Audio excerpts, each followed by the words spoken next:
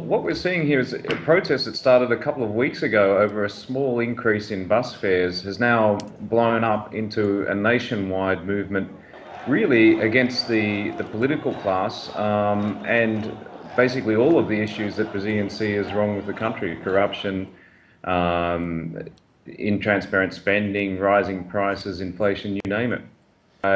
These protests turned violent in the first couple of sessions, and then on last Thursday, the military police responded with so much force that, in fact, the government lost the sympathy of the people, and the sympathy of the people went with the protesters. And now, today, we've seen a protest in São Paulo that local media here are estimating at 65,000 people.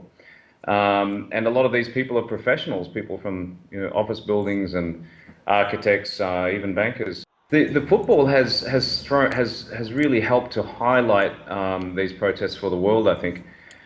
From the perspective of the protesters, the football is just one more thing that they find wrong with the way that the government operates.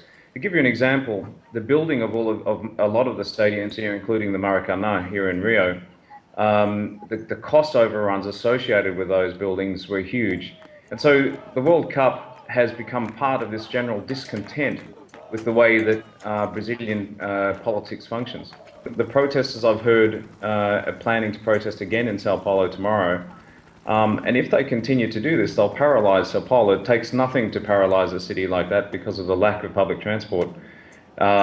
So I think at some point the government is going to have to either negotiate on the original complaint, which was the bus fares, and try and take the steam out of this protest movement, or just see whether or not it'll fizzle out if they do not respond with violence.